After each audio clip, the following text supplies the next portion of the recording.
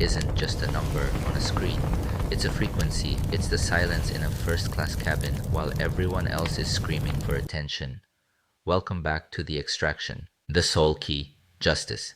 In the world of wealth, justice isn't what is fair, it's what you have the leverage to claim. 5 years.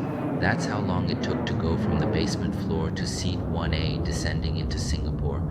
I sat there in the silence of the first class cabin and I felt nothing, no fear, no awe.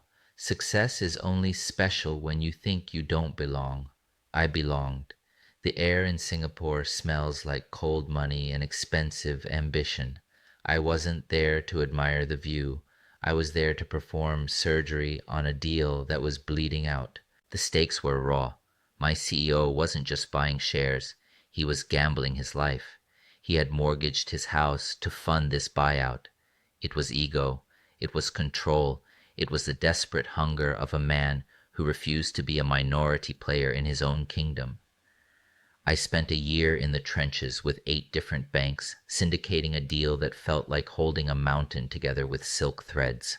Across the table in that Singapore boardroom sat the disruption, an ambitious woman executive. She was sneaky. She had bypassed our right of first refusal, an ethical foul. She smiled as she told us, "Another offer has come in. The price just went up. Match it or walk."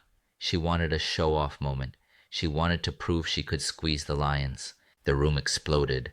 My CEO was shouting. The embarrassment was thick enough to choke the room. I felt the heat of his blood rising through his bespoke sleeve. He was about to blow the deal on ego. I reached out. I didn't grab. I anchored him. My hand on his wrist was the only thing keeping the mountain from falling. I didn't need to know their names to know their price. I leaned in, forcing that sneaky executive to hold her breath. In a voice so soft it felt like a razor, I ended the war. "We take it all," I said, because when you know the math, you don't need to shout. The shouting stopped. The foul play was neutralized by the cold, hard weight of our yes. We signed the agreement in a silence so heavy it felt like justice. But before I was anchoring CEOs in Singapore, I was anchoring my own survival in a 20 square meter room in Manila. People think you learn negotiation in business school. You don't. You learn it when the bucket is leaking and the rent is due. I remember being 20. I didn't have a bespoke suit. I had one pair of shoes that I had to keep dry from the floodwater. But even then, I was using the LIBRA scale. I would audit my 500 pesos the same way I now audit a $500 million deal. I had to negotiate with the world just to keep my dignity. I used the soft voice with the landlord so he wouldn't see my fear. I used the walkaway power when a boss tried to underpay me, even when I had zero in my pocket. The truth, the boy in the basement and the man in the boardroom are the same person. The only difference is the price of the room. The foul play I saw in the slums is the exact same foul play I see in the elite towers. The sharks just wear better perfume now. Wealth alchemy isn't about being loud. It's about being the quietest person in the room with the most leverage.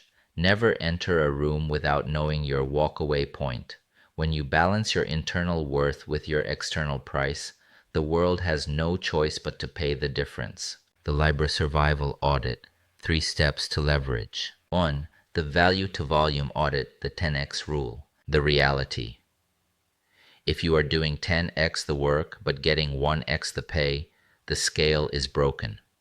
You aren't being diligent, you are being exploited. The action. Look at your top 3 responsibilities. If any of them can be done by someone else for less money, stop doing them. Focus exclusively on the high leverage tasks that only you can solve. The goal. Shift your identity from a worker who provides volume to a partner who provides results. 2. The walkaway number, the financial sword. The reality. You cannot negotiate if you are afraid to lose. My CEO was ready to lose his house. That's why he won the company. The action. Before your next meeting, contract, or job interview, write down your hard exit number. This is the absolute minimum you will accept. If they offer a centavo less, you must be prepared to stand up and walk out of the room. The goal: when you have a walk-away point, your body language changes. You stop asking and start offering. 3. The soft voice mirror challenge. The reality. In the boardroom, the person who screams has already lost. Power is a whisper. The action. The next time someone interrupts you, tries to foul play you, or raises their voice, do not match their energy. Lower your voice. Speak slower. Force them to quiet down to hear you. The goal: mastering the soft voice proves that you are the one in control of the room's oxygen. You aren't reacting to their drama, they are reacting to your calm. I see what others miss. My precision is my power. I am the master of my message. I'll see you in chapter 8.